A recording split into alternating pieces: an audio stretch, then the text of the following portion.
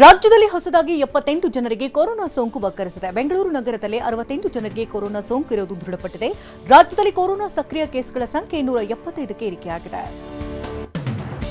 ದಕ್ಷಿಣ ಕನ್ನಡ ಜಿಲ್ಲೆಯ ಮಂಗಳೂರಿನಲ್ಲಿ ಕೋವಿಡ್ ಸೋಂಕಿತ ಸಾವನ್ನಪ್ಪಿದ್ದಾನೆ. ಮಂಗಳೂರಿನ ವೆನ್ಲಾಕ್ ಆಸ್ಪತ್ರೆಯಲ್ಲಿ ಚಿಕಿತ್ಸೆ ಫಲಿಸದೆ ವ್ಯಕ್ತಿ ಮೃತಪಟ್ಟಿದ್ದಾನೆ. 2 ದಿನಗಳ ಹಿಂದೆ ಮೃತ ವ್ಯಕ್ತಿಗೆ ಕೋವಿಡ್ ಪಾಸಿಟಿವ್ ಆಗಿತ್ತು. ಇನ್ನು ಉತ್ತರ ಭಾರತ ಮೂಲದ 40 ವರ್ಷದ ವ್ಯಕ್ತಿ ಕೊರೋನಾಗೆ ಬಲಿಯಾಗಿದ್ದಾನೆ. ಶಿವಮೊಗ್ಗ ಜಿಲ್ಲೆಯಲ್ಲಿ 3 ಕೊರೋನಾ ಸೋಂಕಿರುವುದು ಪತ್ತೆಯಾಗಿದೆ. 2 ಪುರುಷರು ಮತ್ತು ಓರ್ವ ಮಹಿಳೆಗೆ ಕೋವಿಡ್ ಪಾಸಿಟಿವ್ ಬಂದಿದೆ. ಶಿವಮೊಗ್ಗದ ಮೆಗಾನ್ ಆಸ್ಪತ್ರೆ ವಾರ್ಡ್ನಲ್ಲಿ ಮಹಿಳೆಗೆ ಚಿಕಿತ್ಸೆ ನೀಡುತ್ತಾ ಇದ್ದು ಮತ್ತಿಬ್ಬರು ಕೊರೋನಾ ಸೋಂಕಿತರನ್ನು ಹೋಮ್ ಐಸೋಲೇಷನ್ನಲ್ಲಿ ಇರಿಸಲಾಗಿದೆ.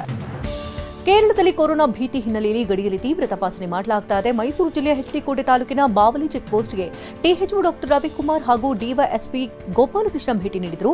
ಬಾವಲಿ ಚೆಕ್ ಪೋಸ್ಟ್ನಲ್ಲಿ ಟಿಎಚ್ಒ ಡಾಕ್ಟರ್ ರವಿಕುಮಾರ್ ಪರಿಶೀಲನೆ ನಡೆಸಿದರು.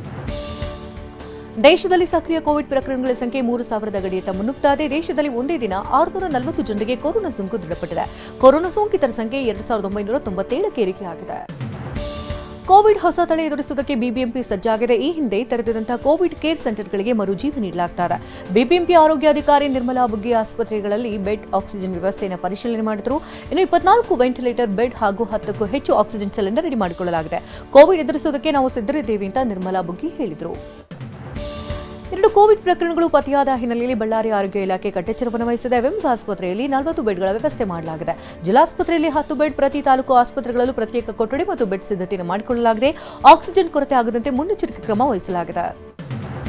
ಹಿಜಾಬ್ ವಾಪಸಾತಿ ಕುರಿತ ಸಿಎಂ ಹೇಳಿಕೆಗೆ ಬಿಜೆಪಿ ಶಾಸಕ ಯಶ್ಪಾಲ್ ಸುವರ್ಣ ತಿರುಗೇಟನ್ನು ಕೊಟ್ಟಿದ್ದಾರೆ. ಕಳೆದ 6 ತಿಂಗಳಿನಿಂದ ರಾಜ್ಯ ಸರ್ಕಾರ ಗೊಂದಲದಲ್ಲಿದೆ. ತಮ್ಮ ಗೊಂದಲ ಮರೆಮಾಚುವುದಕ್ಕೆ ಈ ರೀತಿ ಹೇಳಿಕೆ ಕೊಡ್ತಾ ಇದೆ. ರಾಜ್ಯ ಸರ್ಕಾರ ಜನರ ದಿಕ್ಕು ತಪ್ಪಿಸುವಂತ ಕೆಲಸ ಮಾಡುತ್ತಿದೆ. ಆದೇಶ ಪತ್ರ ಇನ್ನೂ ನಮ್ಮ ಕೈಗೆ ಸೇರಿಲ್ಲ ಅಂತ ಟಿವಿ9ಗೆ ಪ್ರತಿಕ್ರಿಯೆ ಕೊಟ್ಟಿದ್ದಾರೆ. ಆದೇಶ ಹಿಂದೆ ಪಡೆದುಕೊಂಡ್ರೆ ಜೇನುಗೂಡಿಗೆ ಕೈ ಹಾಕಿದಂತೆ ಅಂತ ಶಾಸಕ ಯಶ್ಪಾಲ್ ಸುವರ್ಣ ಕಿಡಿಕಾರಿದ್ದಾರೆ. ವಿದ್ಯಾರ್ಥಿಗಳ ನಡುವೆ ಸಂಘರ್ಷ ಸೃಷ್ಟಿ ಮಾಡಿದ ಹಾಗಾಗುತ್ತೆ. ವಿದ್ಯಾರ್ಥಿಗಳ ಜೀವನದಲ್ಲಿ ಚೆಲ್ಲಾಟ ಆಡುವಂತ ಕೆಲಸ ಮಾಡುತ್ತಿದ್ದಾರೆ. ಸಿಎಂ ಹೇಳಿಕೆಯನ್ನ ಕಾನೂನು ಮೂಲಕ ಎದುರಿಸುವುದಕ್ಕೆ ಸಿದ್ಧರಾಗಿದ್ದೇವೆ ಅಂತಂದ್ರು. ಹಿಜಾಬ್ ವಿಷಯ ಹಠಾತ್ ಮುನ್ನೆಲೆಗೆ ಬಂದಿರುವುದಾಗಿ ಇದರ ಹಿಂದೆ ಸಿದ್ದರಾಮಯ್ಯನವರ ದೊಡ್ಡ ಕುತಂತ್ರ ಅಡಗಿದೆ ಅಂತ ಅಶೋಕ್ ಟ್ವೀಟ್ ಮಾಡಿದ್ದಾರೆ. ಗ್ಯಾರಂಟಿಗಳಿಂದ ಖಜಾನೆ ಬರಿದಾಗಿದೆ. ಅನುದಾನಕ್ಕಾಗಿ ಶಾಸಕರ ಒತ್ತಡವಿದೆ. ಹೀಗಾಗಿ ತಾವೇ ಸೃಷ್ಟಿಸಿಕೊಂಡಂತಹ ಚಕ್ರವ್ಯೂಹದಲ್ಲಿ ಸಿಲುಕಿಕೊಂಡಿರುವಂತಹ ಸಿಎಂ ಹಿಜಾಬ್ ವಿಷಯವನ್ನ ಪ್ರಸ್ತಾಪಿಸಿ ಜನರ ದಿಕ್ಕು ತಪ್ಪಿಸುವುದಕ್ಕೆ ಹೊರಟಿದ್ದಾರೆ ಅಂತ ಬರೆದುಕೊಂಡಿದ್ದಾರೆ.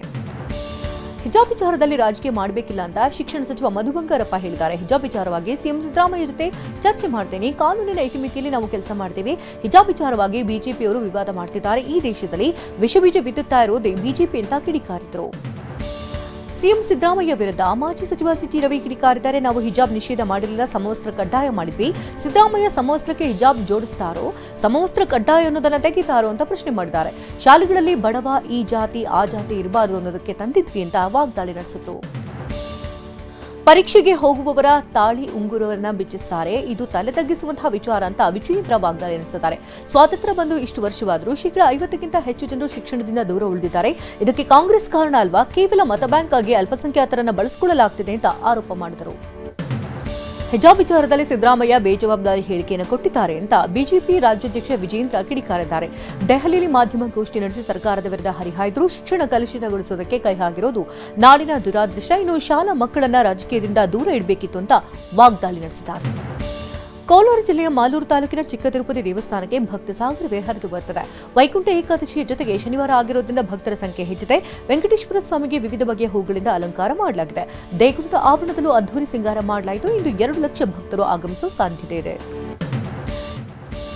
ಇಂದಿನಿಂದ 2 ದಿನಗಳ ಕಾಲ ವೀರಶೈವ ಮಹಾಸಭೆಯ ಮಹಾಧಿವೇಶನ ನಡೀತಾ ಇದ್ದು, ಇನ್ನು ಆಹ್ವಾನ ಪತ್ರಿಕೆಯಲ್ಲೂ ಕೂಡ ಕೂಡಲ ಸಂಗಮ ಪಂಚಮಸಾಲಿ ಪೀಠದ ಜಯಮೃತ್ಯುಂಜಯ ಶ್ರೀ ಹೆಸರು ನಾಪತ್ತೆಯಾಗಿದೆ. ಆದರೆ ಪಂಚಮಸಾಲಿ ಹರಿಹರ ಪೀಠದ ವಚನಾನಂದ ಸ್ವಾಮೀಜಿಗೆ ಆಹ್ವಾನ ಕೊಡಲಾಗಿದೆ.